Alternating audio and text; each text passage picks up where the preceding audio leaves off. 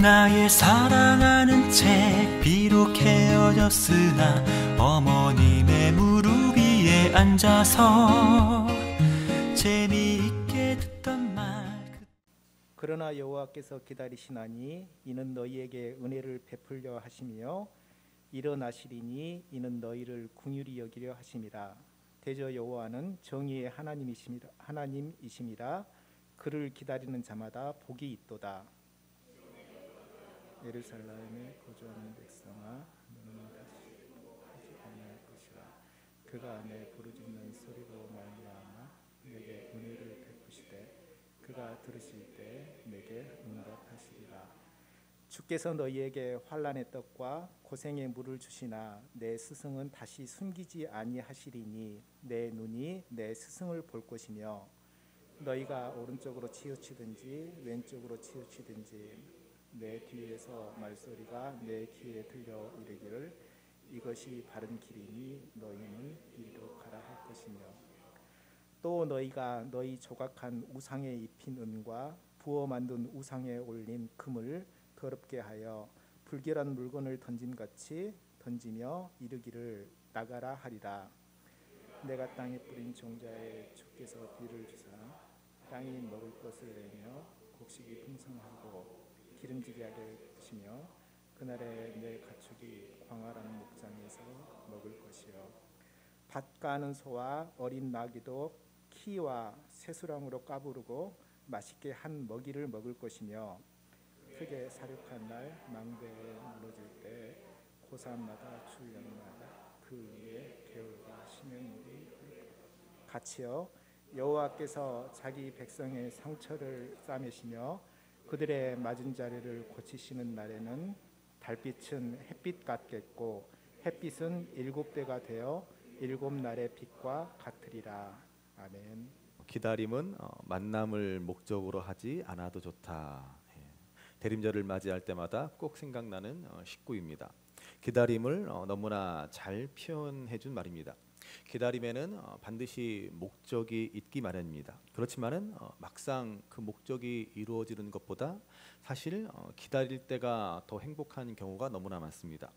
기다림이 있다는 것, 뭔가 기대하는 것이 있다는 것, 그 자체만으로도 우리는 행복한 삶을 살아가게 되는 것입니다. 영화가 시작되기 전 그 기다리는 시간이 막상 영화를 보는 시간보다 더 행복합니다.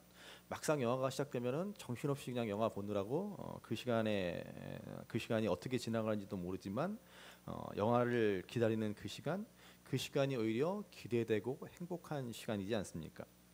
연애할 때 연애 다 해보셨죠? 연애할 때 연인을 기다리는 그 시간, 아무리 오래 기다려도 그 시간이 얼마나 행복합니까? 요즘 세대는 다 스마트폰이 있어서 아마도 이런 행복을 조금 덜 느끼지 않을까. 나 뭐 늦어 뭐 어쩌고 뭐 해서 금세 서로 상대방의 동선과 시간을 체크하니까 별로 뭐 기다림에 대한 뭐 그런 기대 뭐 이런 것이 별로 없겠죠. 그러나 예전에는 어떻습니까? 시간과 장소를 정해놓고 그냥 마냥 기다리는 거죠. 1시간이 늦고 2시간이 늦어도 그냥 마냥 기다리는 그 시간. 아마 우리 집사람은 기억 못할 것 같은데 제가 집사람이랑 그때는 학력고사죠. 수능 대신에 학력고사를 보고 그 다음 날에 여의도 한강공원에서 만나기로 했습니다. 같은 동네에 살면서 왜 가까운 데서 안 만나고 집에서 버스 타고 한 1시간 이상 가야 하는 여의도 한강공원에서 만나야 하는지 그 이유를 잘 몰랐지만은 지금 생각해 보니까는 아마 사람들 눈을 피해서 만나려고 여의도 한강공원에서 만나려고 그런 것 같아요. 그래서 제가 아무튼 여의도 한강공원에서 오후 1시에 만나기로 해서 막 설레는 마음으로 딱 갔는데 30분이 지나도 1시간이 지나도 1시간 반 만에 나타난 거예요. 1시간 반 만에 나타나서 뭐 미안하다는 소리도 없고 그래서 하여튼 그날 내가 그 한겨울에 그 강바람을 맞아서 몸살 감기를 크게 앓았던 그런 기억이 납니다. 아무튼 우리 집사람이 약속 시간을 안 지키는 데는 하여튼 선수입니다. 처음 만날 때부터 그랬고. 그래도 그냥 그때는 그냥 마냥 그냥 즐겁게 기다렸죠. 제가 언젠가 말씀드렸지만 저희 집사람을 길거리에서 무려 4시간을 기다린 적도 있습니다. 처음 1시간은 늘상 그냥 그러려니 하고 1시간 기다리고 또 1시간은 약간의 분노를 가지고 기다리고 또 1시간은 걱정이 돼서 기다리고 아니 무슨 사고가 난 거 아니야? 그리고 마지막 1시간은 기다린 시간이 아까워서 기다리고 그래서 결국 4시간 기다렸는데 못 만난 기억이 있습니다.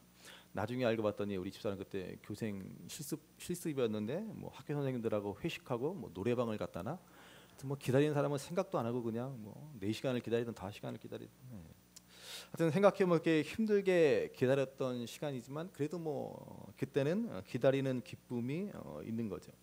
군대를 다녀온 남자분들은 다 공감하시겠지만은 언제가 제일 행복합니까? 휴가 날짜를 손꼽아 기다릴 때 얼마나 행복합니까? 3일 남았다, 이틀 남았다, 내일이다. 제일 행복합니다. 막상 휴가 날이 되면 별로예요. 그 부대 그 정문이죠, 위병소라고 하죠. 그 위병소를 막 나가는 순간부터 아이고 며칠 뒤면 여기를 또 다시 들어오겠구나. 그 생각이 먼저 불현듯 들어와서 그 즐거운 마음이 싹 사라집니다. 휴가를 기다리는 그 시간, 그 시간이 참 행복하죠. 여러분, 우리 인생은 항상 그 무언가를 기다립니다. 사람을 기다리고 좋은 소식을 기다리고 기회를 기다리고 좀 더 좋은 세월을 기다리고 좀 더 발전되기를 기다립니다. 어느 누구도 지금 현재만을 바라보며 살아가는 사람은 없습니다. 항상 무언가를 기다리며 그 기다림 속에 살아가고 있습니다. 그리고 이 기다림 속에서 삶의 의미를 찾습니다. 여러분, 우리 인생에 만약 기다리는 것이 아무것도 없다라고 한다면 우리 인생의 하루하루가 얼마나 무의미하고 얼마나 삭막하겠습니까? 제가 지금도 기억나는 분이 한 분 계시는데 예전에 그 처음 부목사로 있던 교회에서 늘 표정이 그냥 굳은 표정으로 늘 무표정한 표정으로 계셨던 노집사님이 한 분 계셨습니다. 그래서 항상 그분을 뵐 때마다 저분은 참 뭐 어디 안 좋은 일이 있으신가 보다, 저분은 뭐 외로우신가 보다, 뭐 그런 생각이 얼굴을 보는 순간 절로 드시는 그런 분이 있었습니다. 연세가 아주 많으신 분인데 홀로 사시는 데다가 자녀도 없으셔서 늘 외롭게 지내시는 분이었습니다. 그런데 한 번은 토요일에 그렇게 홀로 계신 교회에 홀로 계신 어르신들을 모시고 뭐 위로잔치 뭐 비슷한 것을 했던 적이 있었습니다. 그날 그분을 뵀더니 정말 그렇게 밝은 표정을 처음 봤습니다. 야, 저분도 저렇게 표정이 밝을 수가 있고 저분도 저렇게 웃을 수가 있구나라는 그런 생각을 하게 되었습니다.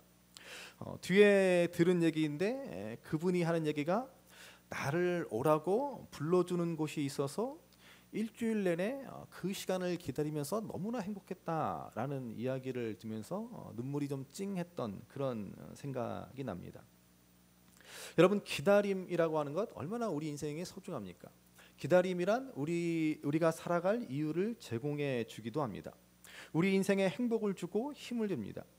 그래서 요즘에 우리가 매일 성경을 통해서 보는 요엘서의 말씀을 보면 이렇게 말씀합니다. 마지막 때에 하나님이 모든 이에게 하나님의 영 성령을 부어주실 텐데 그러면 어떻게 될 것이냐. 요엘서 2장 8절의 말씀을 한번 보시기 바랍니다. 요엘서 2장 8절 같이 읽습니다. 그 후에 내가 내 영을 만민에게 안 넘어가나요? 요엘서 2장 8절 제가 읽어드릴게요. 그 후에 내가 내 영을 만민에게 부어주리니 너희 자녀들이 장래일을 말할 것이며 너희 늙은이는 꿈을 꾸며 너희 젊은이는 이상을 볼 것이며. 유명한 말씀이죠. 그렇죠? 우리에게 성령이 임하면 우리에게 일어나는 변화를 말씀해 줍니다. 우리는 이것을 한마디로 기다림이라고도 말할 수 있습니다.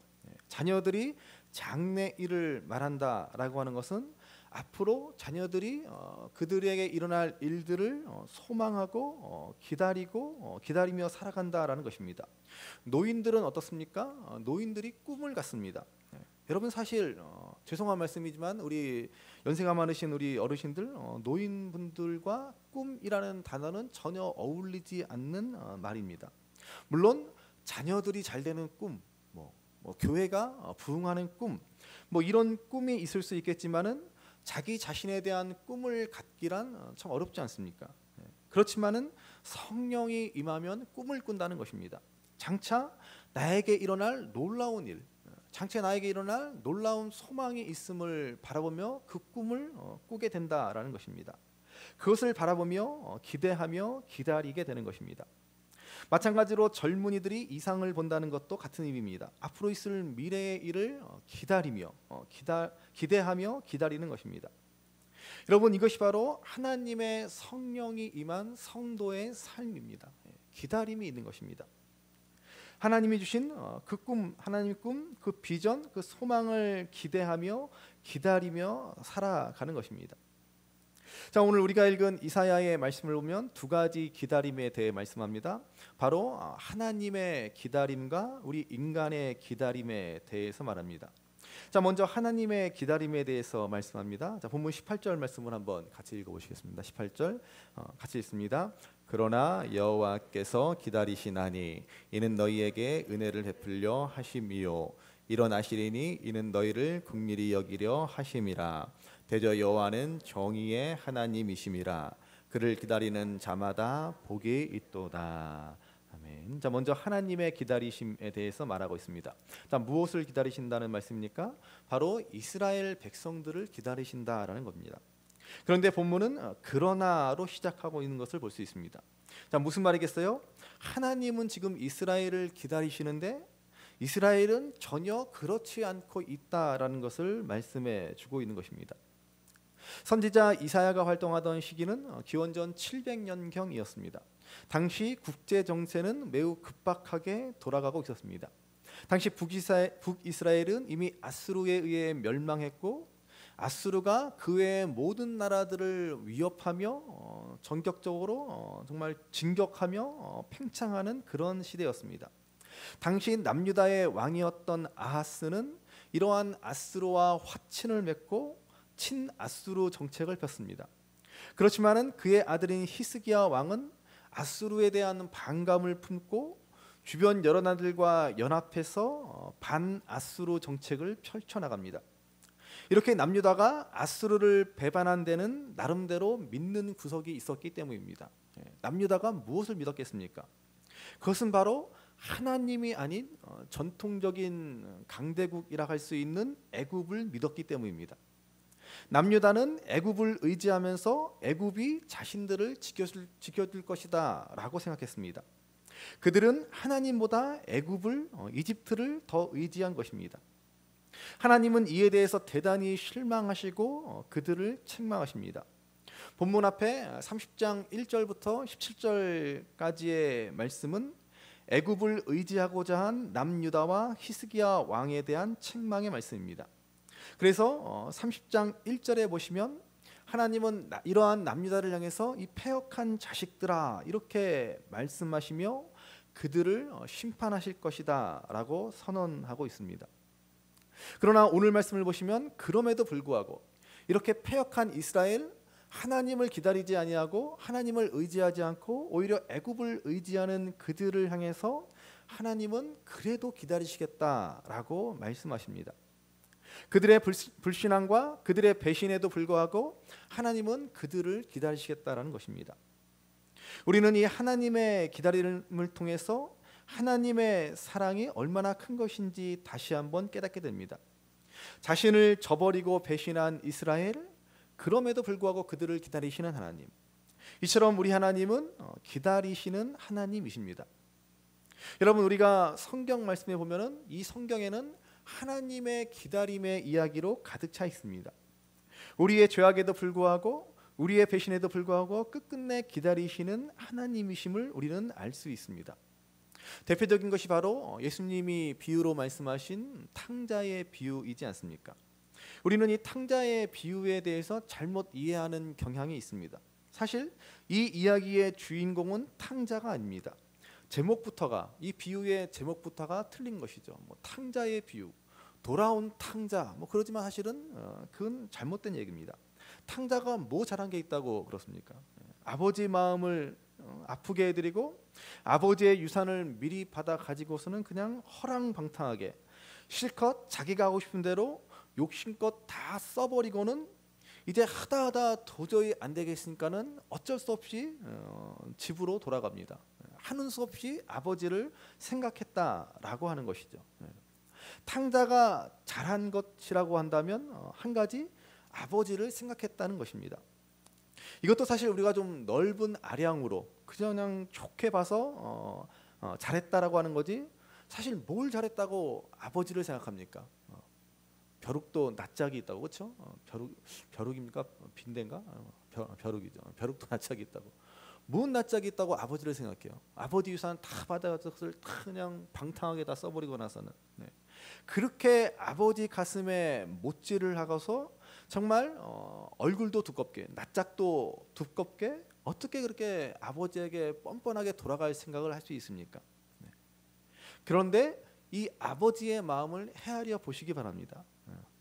그럼에도 불구하고 그래도 그 아들 탕자가 돌아오기를 간절히 기다리는 겁니다.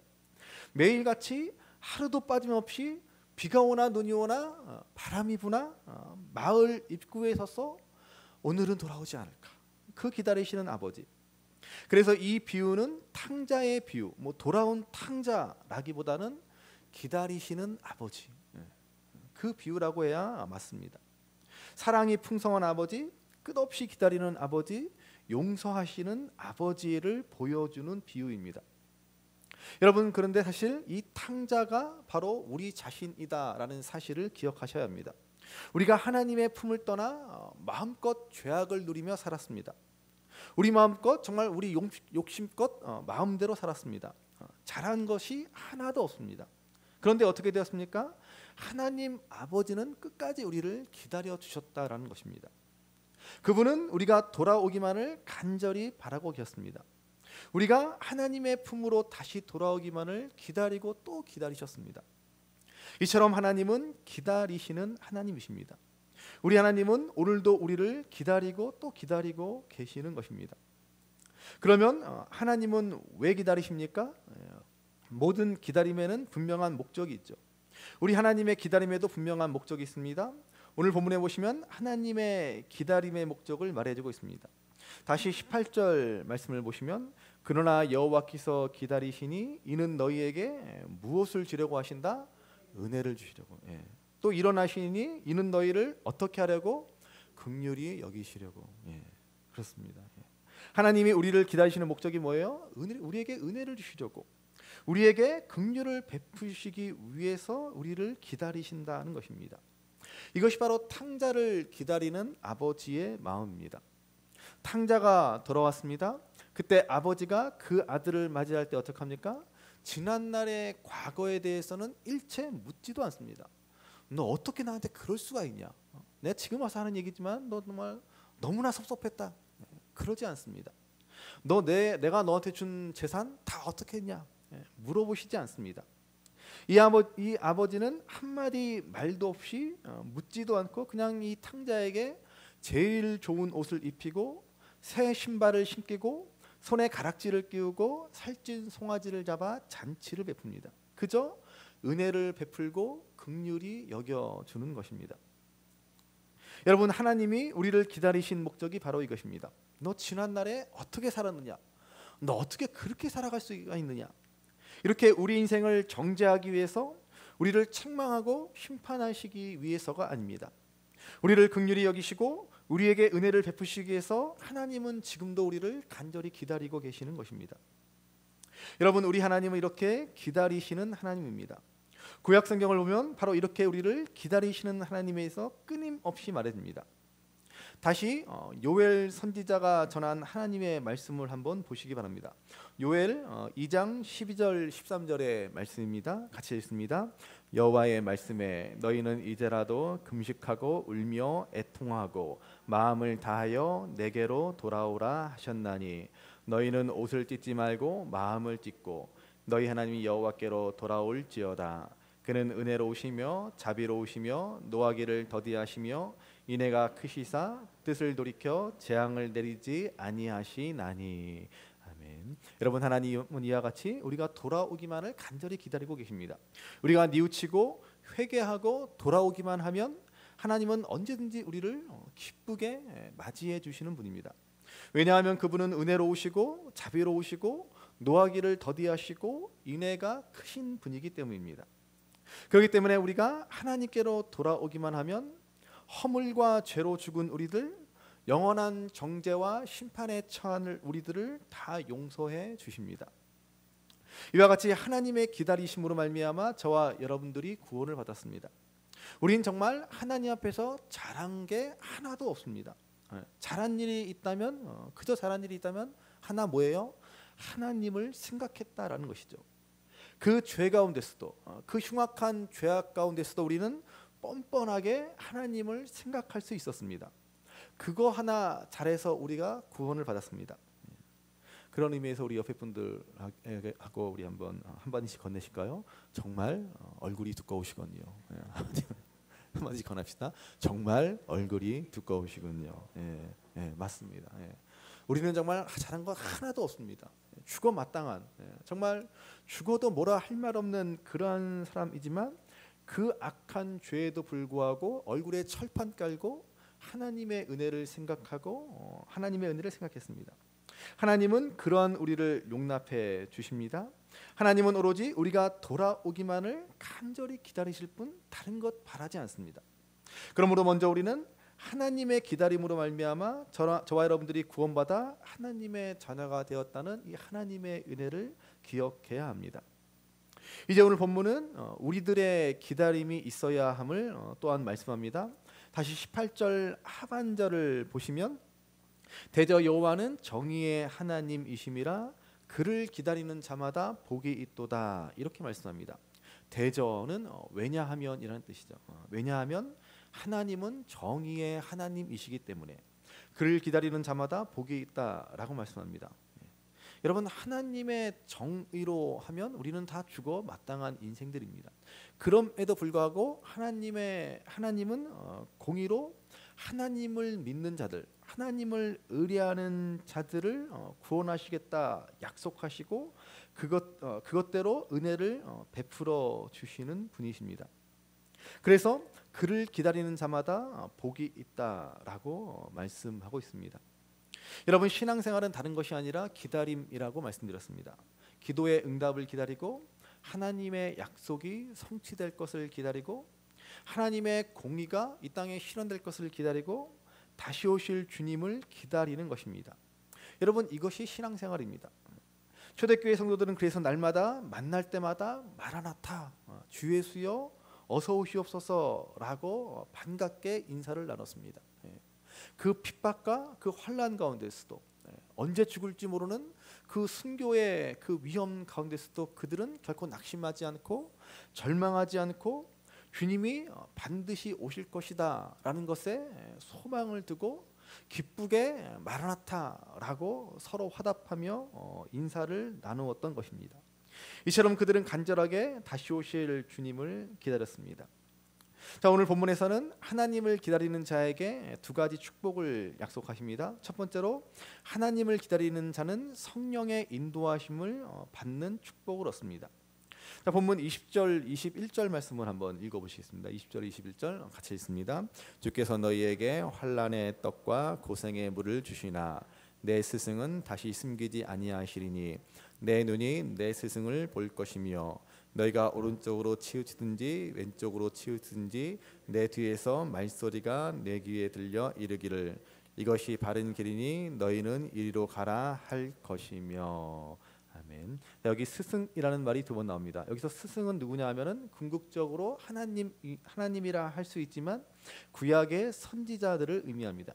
하나님은 구약 시대에 선지자들을 보내어 이스라엘 백성들을 가르쳐 하나님의 뜻을 알게 했을 뿐만 아니라 그들이 잘못된 길로 나아갈 때 책망도 하고 그들을 바른 길로 인도하도록 하였습니다.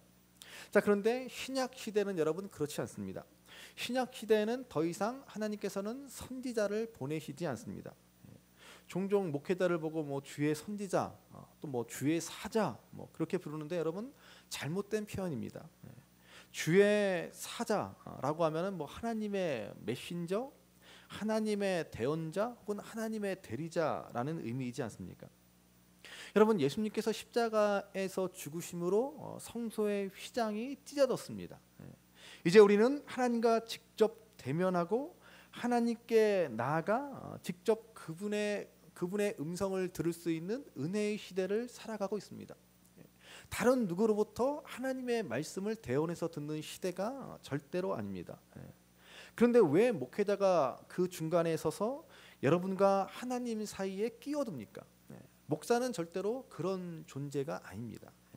늘 말씀드리지만은 목회자는 여러분들의 신앙생활을 돕기 위해 존재하는 것입니다. 그래서 제가 늘 강조하는 것처럼 목사는 그저 양치기 견일 뿐입니다. 목사는 성경에 대한 전문적인 교육과 훈련을 받아 여러분들이 좀 더 성경을 잘 이해하고 여러분들이 좀 더 하나님께 잘 나아갈 수 있도록 돕는 존재일 뿐입니다. 그런데 목사를 무슨 하나님의 사자니 이 시대의 선지자니 말도 안 되는 이야기입니다. 또 우리는 종종 목사를 주의 종이라고 하는데 여러분 목회자가 무슨 특별한 존재인 것처럼 그렇게 조장하는 말입니다.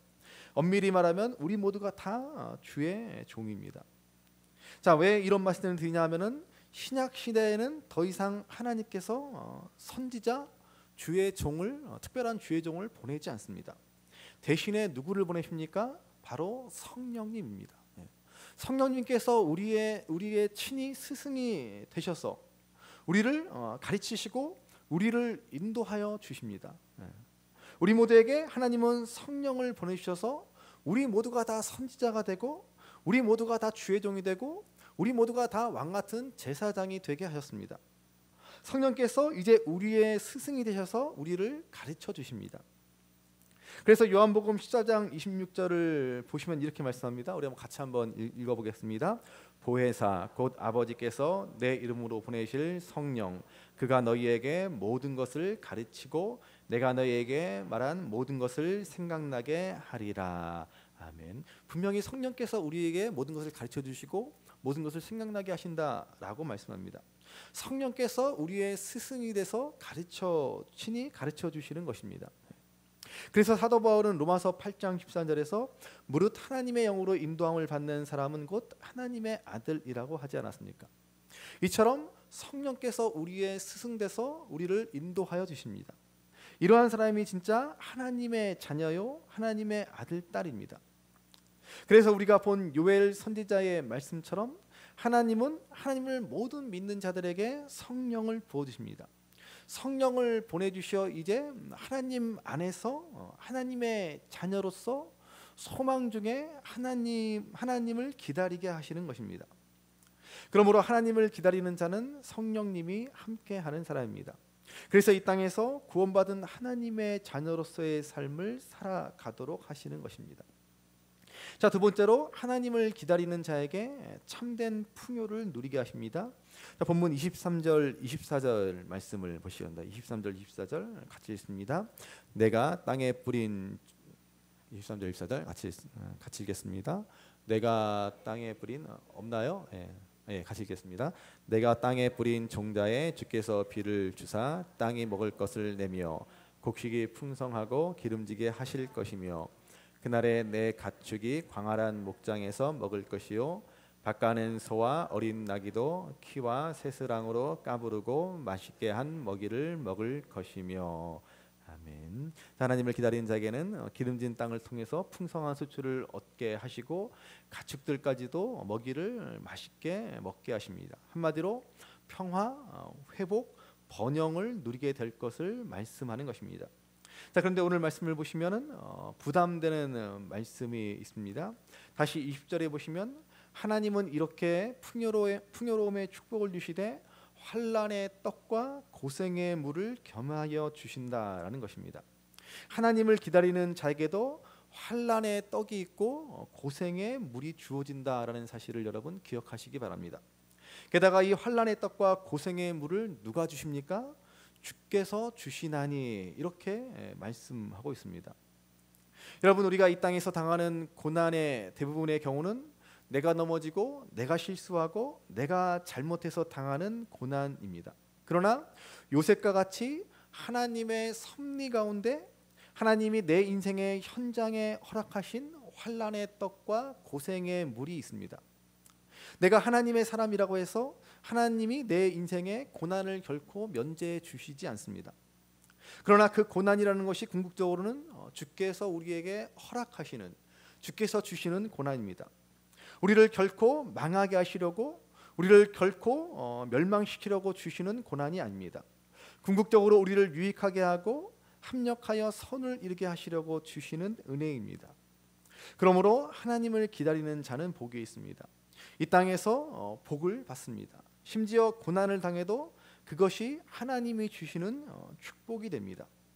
그래서 오늘 본문은 이렇게 말씀합니다. 26절 같이 읽습니다. 여호와께서 자기 백성의 상처를 싸매시며 그들의 맞은 자리를 고치시는 날에는 달빛은 햇빛 같겠고 햇빛은 7배가 되어 7날의 빛과 같으리라. 아멘. 이 말씀처럼 하나님은 자기 백성의 상처를 싸매주시고 맞은 자리를 고쳐주신다는 것이죠. 우리가 인생을 살다 보면 수많은 상처를 경험하게 됩니다. 부모에게 받은 상처, 자녀에게 받은 상처, 친구, 동료, 선생님, 믿었던 사람, 사랑하는 사람들에게 받은 무수한 상처가 있지 않습니까?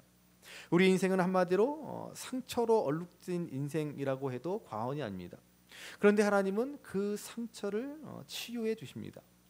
그래서 오늘 본문에 보시면 하나님께서는 자기 백성의 상처를 치유하시되 그 맞은 자리를 고치신다라고 말씀하십니다. 그런데 우리 하나님은 우리의 상처를 싸매시고 고치는 것으로 끝나지 않습니다. 하나님은 우리의 상처를 싸매실 뿐만 아니라 그 상처가 도리어 영광이 되게 하신다라고 말씀하고 있습니다. 26절의 말씀을 다시 보시면 하나님께서는 그 상처를 싸매시고 고치는 날에 달빛은 햇빛 같다라고 하십니다. 그리고 또한 달빛은 햇빛 같게 되고 햇빛은 7배나 더해서 7날의 햇빛 같다라고 합니다. 여러분, 태양빛이 얼마나 밝습니까? 그러나 그보다 7배나 밝으면 얼마나 밝겠습니까? 이처럼 여러분, 하나님은 모든 것을 합력하여 선을 이루어 주셔서 우리 인생의 상처가 우리 인생의 아픔으로 끝나는 것이 아니라 우리 인생의 영광이 되도록 하신다라고 말씀하는 것입니다. 다윗을 생각해 보십시오. 다윗은 얼마나 상처가 많은 사람입니까? 다윗은 어려서부터 아버지로부터 상처가 많은 사람입니다. 실례로 선지자 사무엘이 다윗의 집을 방문했을 때 다른 형제들은 다 선지자 사무엘 앞에 부름받아 그 잔치에 참여했는데 다윗은 홀로 남겨져 양을 지켜야만 했습니다. 다윗도 얼마나 그 선지자 사무엘을 보고 싶었고 그 잔치에 얼마나 참여하고 싶겠습니까? 그러나 그는 홀로 양을 돌봐야만 했습니다. 그만큼 아버지로부터 다른 형들에 비해 홀대를 받았다는 것입니다. 아내 미갈로부터도 받은 상처가 있습니다. 그녀는 다윗을 무시하고 업신여깁니다. 장인이었던 사울은 또 어떻습니까? 다윗을 못 죽여서 안달이 나지 않았습니까? 왕이 되어서는 아들 압살롬이 반역을 하였고 그 믿었던 신하들도 다 다윗에게 등을 돌리고 말았습니다.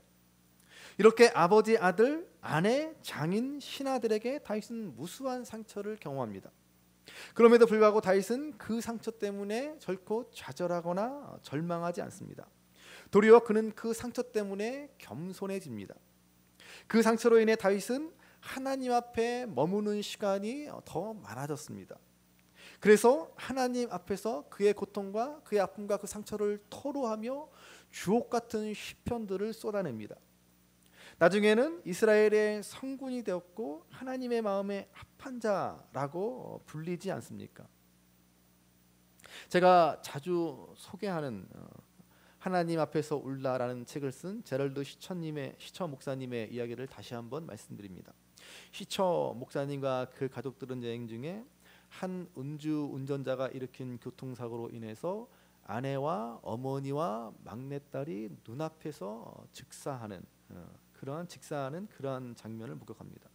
그리고 시처 목사님 자신과 나머지 세 자녀는 크게 다칩니다. 시처 목사님을 무엇보다도 고통스럽게 한 것은 바로 무엇보다도 사랑하는 가족들의 죽음을 눈앞에서 직접 보아야만 했다는 것입니다. 정말로 한 가정을 송두리째 날려버린 그 끔찍한 비극은 시처 목사님의 상처로 남았습니다. 시처 목사님은 당시를 회상하며 이렇게 말합니다. 앰뷸런스 안에는 슬픔과 혼란과 두려움의 침묵만 흘렀습니다. 그런데 얼마나 지났을까? 그 침묵 속에서 익숙한 메아리가 들려오기 시작했습니다. 멀리서 울리는 희미하지만 작고 그렇지만 천둥 소리와 같이 명료한 소리가 들립니다. 그 소리는 바로 성경 말씀이었습니다. 그 소리를 듣고 나는 우리 가정에게 일어난 이 일을 결코 비극으로 규정해서는 안 된다라고 결심하였습니다. 자, 그 후 시처 목사님은 성경 말씀에 극복해서 하나하나 그 상처를 극복해 나가기 시작합니다. 그러자 참담한 그 비극이 하나님의 이야기로 바뀌기 시작합니다. 왜 그런 비극이 생겼는지는 여전히 모릅니다. 그러나 그 전보다 훨씬 더 믿음은 굳건해졌고 하나님에 대한 이해는 깊어졌고 감사는 더욱더 커졌고 천국의 소망은 더욱더 뚜렷해졌다라고 고백하고 있습니다. 여러분, 오늘 우리도 인생에 크고 작은 상처와 아픔이 있습니다. 그러나 하나님을 기다리는 사람, 하나님께 소망을 둔 그 사람을 하나님은 그의 상처를 치유해 주시고 더 나아가 그 상처가 보석이 되고 영광이 되도록 하신다는 것입니다. 그러므로 이 대림의 절기, 다시 오실 주님을 기다리는 이때 하나님을 기다리는 진정 복된 삶을 살아갈 수 있게 되기를 간절히 바랍니다. 성령의 인도하심을 따라서 더욱더 구원받은 하나님의 자녀다운 삶을 살아가며 주님 오실 그날에 이 땅에 당하는 모든 고난과는 비교도 할 수 없는 영광이 우리에게 있음을 기억하며 우리 인생의 모든 상처가 치유되고 그 상처가 도리어 영광이 되는 삶을 살아갈 수 있는 저와 여러분 귀하고 귀하다 우리 어머님이 들려주시던 재미있게 듣던 말이 책 중에 있으니 이 성경 심히 사랑합니다. 나의 사랑하는 책